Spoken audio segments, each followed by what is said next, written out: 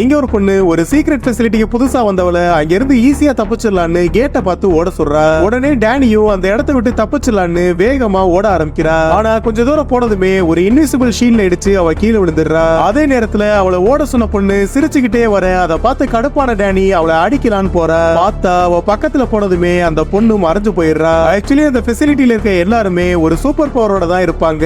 ஆனா டேனிக்கு மட்டும் அவ பவர் என்னன்னே அவளுக்கு தெரியாது. அதுக்கப்புறமா ஒரு நாள் அந்த பொண்ணு வேணுன்னே டேனி கிட்ட பிரச்சனை பண்றா. அப்ப டேனி அவளை அடிச்சிரு. அதனால கடுப்பான அந்த பொண்ணு அவ பவர்ஸ வச்சு டேனிய அட்டாக் பண்ண வர்றா. லக்கிலி அந்த ஃபெசிலிட்டியோட இன்சார்ஜ் வந்து டேனிய காப்பாத்திடுறாங்க. ஆனா அப்பதுல இருந்து அந்த இடத்துல ஸ்ட்ரேஞ்சான விஷயங்கள் நடக்க ஆரம்பிக்குது. அங்க இருக்க எல்லாருக்குமே அவங்க பயப்படுற விஷயங்கள் இல்லூஷனா தெரிஞ்சு அவங்கள டார்ச்சர் பண்ண ஆரம்பிக்குது. அதே நேரத்துல டேனி வந்ததுக்கு அப்புறம் தான் இதெல்லாம் நடக்குதுன்னு அந்த பொண்ணு டேனிய கொல்றதுக்காக போறா. அப்ப திடீர்னு டேனியோட ஃபேஸ் அந்த பொண்ணு சின்ன வயசுல இருந்தே பயந்து நடக்கிற ஒரு ஸ்மைலி ஃபேஸா மாறிடுது. அதை பார்த்து பயந்து போனவ டேனியை விட்டுட்டு பின்னாடி வந்துட டாக்டர் அவளுக்கு இன்ஜெக்ஷன் கொடுத்து அவளை புடிச்சிடுறாங்க. அப்பதான் டேனியால அடுத்தவங்களோட பயத்தை வச்சே அவங்கள அழிக்க முடியும்னு தெரியுது.